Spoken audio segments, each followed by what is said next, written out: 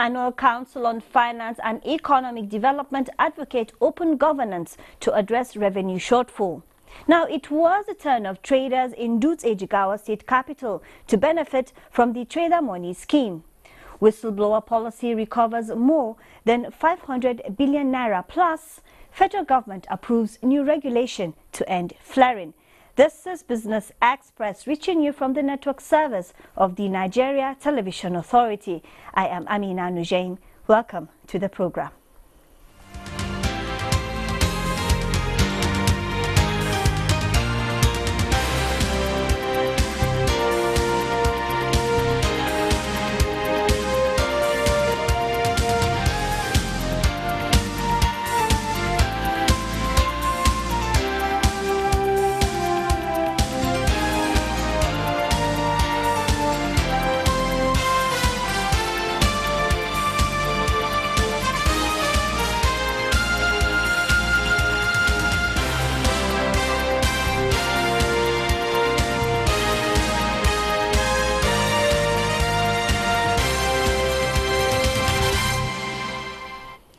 The Director General of the Debt Management Office, Patience Oniha, says the federal government realized the sum of 10.5 billion savings bond in 18 months.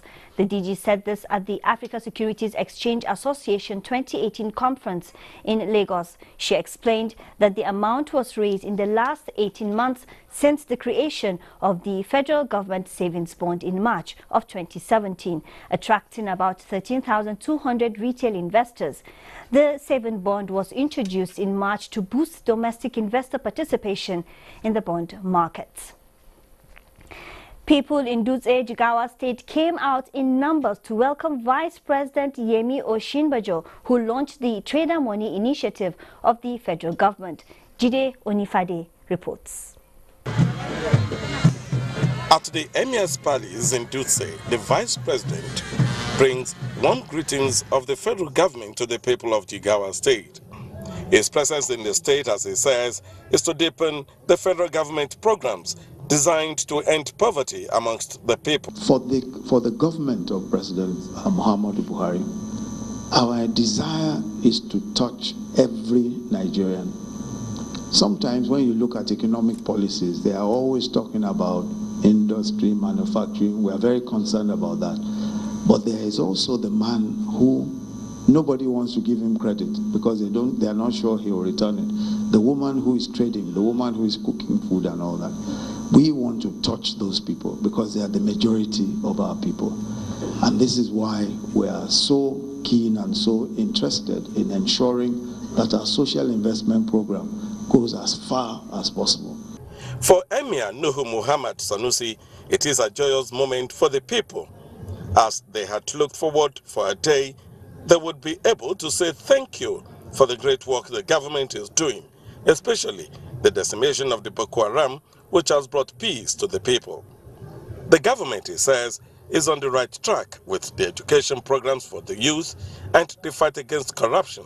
I believe sooner or later Nigerians will come to appreciate the seeds we have planted.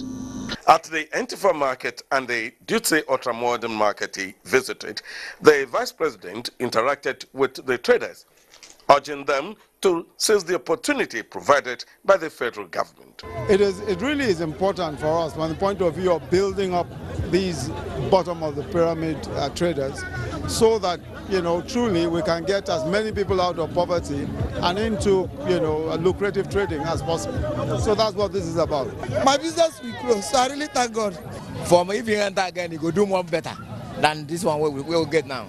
Now you can say this to many people, 10,000 naira may be just a token, but to millions of people, and Mr. B here inclusive, yes, this may mean a lifeline. And this is exactly what government is saying, to touch the life of every Nigerian, rich or poor.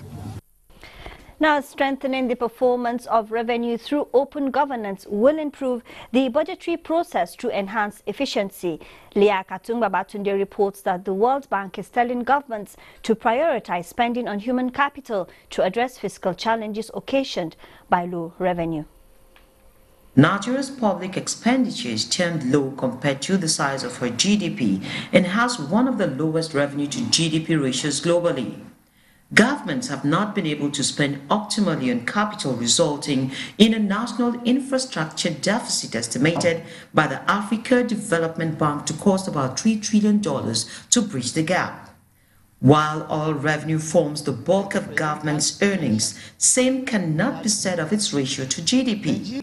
In turning this scenario around, the World Bank says revenue collection must be improved along with transparent expenditure. One of the things that you can do, for example, is simply make citizens-friendly versions of all your budget statements. So what we call citizens' budget, and then a citizens-friendly version of your financial statements, what we call an accountability reports.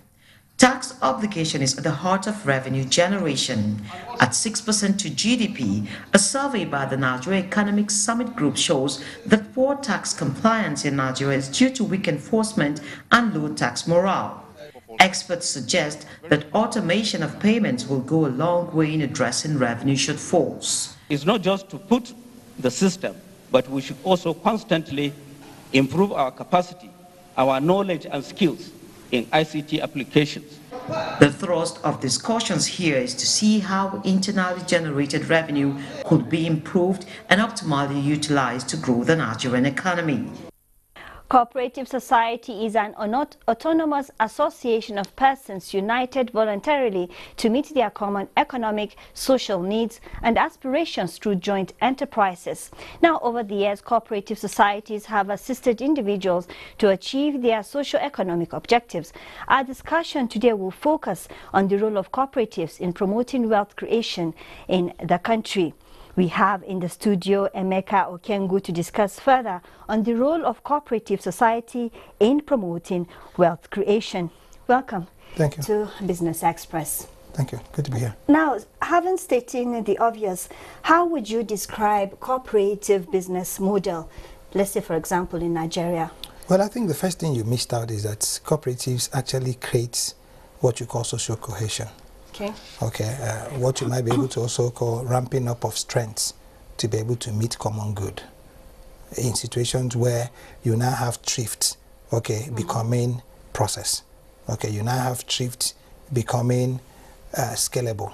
Okay, so when you have people who are in a cooperative and you say you have 100 members or 1,000 members who are probably contributing 100 naira, okay, you now have a company or a group that has an income base of probably 1 million. And these are people who individually might not have a net value, what more than a fraction of that. So bringing their strengths together is able to make them raise, that's capital, that needed capital inflow. And again, tax-free. So this is where the thing is beautiful. That brings me to my next question. You did make mention of capital. Yeah. Can cooperative be an alternative to sourcing for capital? Can it be? It is the only alternative to sourcing capital, okay, that does not have what you might be calling encumbrances. Okay, because... What do you mean by that? Okay, it's like for you to be able to go to a bank as you, they say to you, go and wake your grandmother, bring your great-grandfather, bring this and bring that. But the moment you're a member of a cooperative, the only currency you need, the only what you might call support you need to be able to get that funding will be your membership. Okay, as against, where you're asked to bring collaterals, where you're asked to bring, what can hedge your funds. So cooperatives are actually the most important components of building social inclusion, especially when it comes to now, economic empowerment. So it's a very critical sector of building national development. Now, looking at it from the angle that it is a collection of different people coming together for a common agenda, yes. What are the risks involved? You have more... Since there's no collateral whatsoever. Yes, what you find out that over time, when people associate, it's like your old classmates now. You don't first see them as any other person but family. Okay, there's an excitement that builds of... You now begin to build common shared values, okay, amongst these members. Everybody knows everybody, everybody shares everybody's... It becomes family. Okay, the whole idea of That's why I use the word social cohesion. That what cooperatives actually do is to be able to build a family-like approach, you know, to what you might be able to call common ideas or common pursuits. There's no way you can fault it, truly. Okay, since we did make mention of capital, yes, and there is need for wealth creation, yes, how would you assess the role of cooperatives in creating wealth? They are just what you call the underground economy. That's what you call them. Or that economy that is unaccounted for or uncaptured. Because a lot of the people you see that maybe do stuff like frying of bean cakes, eggs, Indomies are all members of this cooperative. They go to these cooperatives and then take soft loans. And where this is very interesting is that it comes usually at little or no interest. Okay. In fact, in some instances, you also find that these cooperatives can even decide that they want to be doing what they call shared collective collections. What do I mean by that? There could be 12 of them, and each is contributing probably 1,000. You know, and the 12 of them are now contributing 12,000. And after every 6 months or 2 months, a member takes. Now, because that amount of money he's never expected, he could never be able to save, you know, comes into his hand at the same time, she or he is able to now utilize it better into probably solving a very major need, or even starting a business, or, you know, re-injecting into what it is they do to be able to now get, you know, more livelihood style. So you can't fault the cooperative system. The risks are there, no doubt, like every other thing has a risk, but they are so minimal that they are negligible. Now, is cooperative societies same thing as, say, microfinancing? No, the microfinancing is actually a body, okay, that now funds these cooperative societies. In sometimes when you go to these microfinance banks, okay, they are usually institutions, lending institutions, whereas the cooperatives are associations. Okay, in some instances, cooperatives, most micro lenders would insist that they don't lend to you as a person. Okay, they want to lend to a larger group, so that you all now form, you know, it now becomes what you might be able to call one for all, one for each and one for all. So that when you come as a group, it's a lot easier to be able to manage the process and probably rein in defaults on time, as against when it's only one person. Okay, now looking at the Sustainable Development Goals of the United Nations, they did make emphasis as cooperative as a means for implementing it to 2030. Do you agree? Very much, very much. I mean, it even goes beyond that. Like I said, it can, for us as a country with a lot of diverse people, I mean, you can imagine in a cooperative where you have Igbos, Hausas, Yorubas, Thieves, Jukuns, all sitting down to be discussing just one more common thing, and that would be financing. Okay, it builds trust. Okay, like I keep emphasizing, it builds what you call social cohesion. So it's a very sustainable, if you may, paradigm towards sustainable development and achieving the SDG goals. Now, in the long run, how would cooperative societies be strengthened within the financial system? I think it is to strengthen the lending agencies, to be able to relax, you know, on their demands. But these days, a lot of them are out relaxed. I mean, government is bringing a lot of, you know, social programs that are able to support, and I think government should also support, you know, the microfinance lenders or microfinance banks, you know, to be able to lend more. The more you give to them, I think the more they are able to now, you know, spread the net, and then more people can be captured in the social safety net. That's one best way to be able to, you know, sustain these social inclusion programs of government. Okay. The moment to turn them into cooperatives. Emeka Okengu, thank you for joining us on this. It's always a pleasure to be here. Thank you very much. Always a pleasure having you. Thank you. Now, moving on. Minister of Information and Culture, Lai Mohammed, says the Economic and Financial Crimes Commission, EFCC, has recovered more than 540 billion naira through the whistleblower policy. The minister said this in a message delivered by Director of Public Relations and Protocol of the Ministry of Information and Culture, Sonny Adejo, at the 71st General Assembly of the Broadcasting Association of Nigeria in Port Harcourt. The policy, which was introduced in 2016 by the Ministry of Finance, is said to have made significant recovery of stolen public resources. Improved infrastructure and enabling business environment are some of the burning issues addressed at a two-day Nigeria Diaspora Investment Summit in Abuja. Chimobi Walter Anaji reports that the summit attracted Nigerian diaspora and investors. This summit is one of the President Muhammad Buhari's led administration's effort in attracting as many foreign direct investments into the country as possible. Now, this particular event is, however, targeted at the Nigerians in diaspora and harnessing the opportunities embedded in that particular sector. The Minister of Power, Works and Housing, Babatunde Raji Fashola, and his Agriculture and Foreign Affairs counterparts highlighted the investment opportunities that abound in the country. They noted that the expertise of Nigerians in diaspora has not gone unnoticed. To find out first how to get land, to also find out what the local community needs.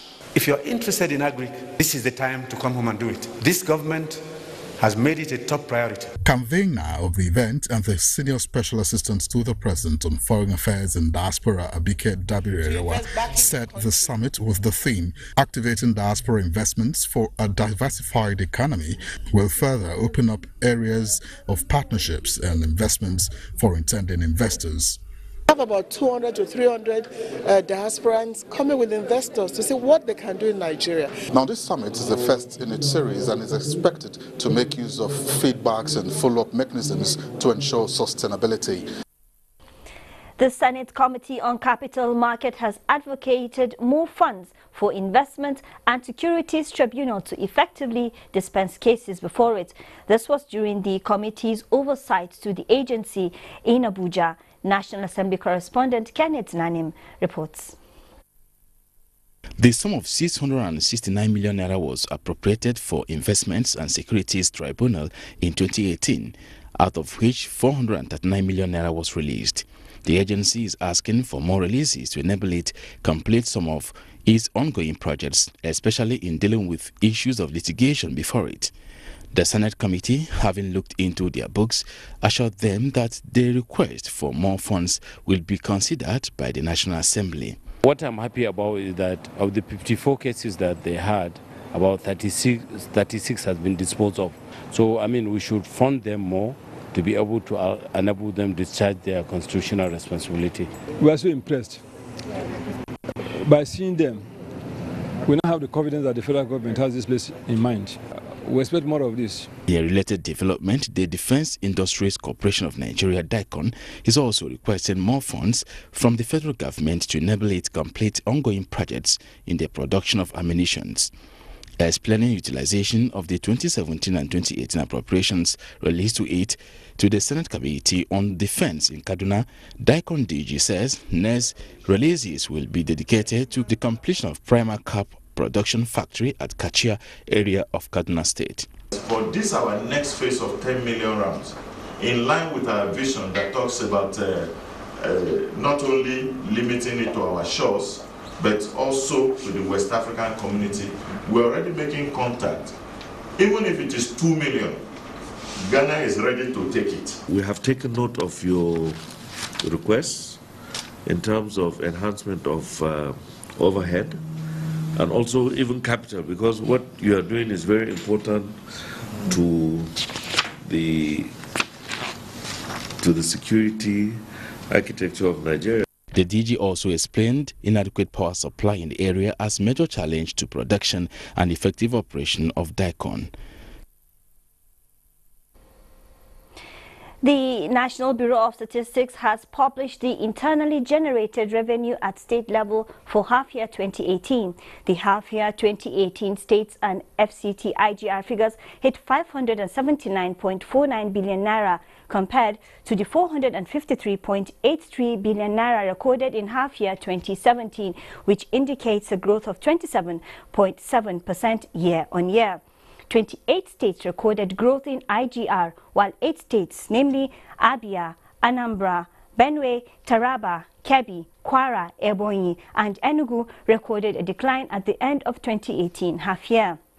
The net FAC allocation in half-year 2018 is put at 1.23 trillion naira, while the total revenue available to states is put at 1.74 trillion naira.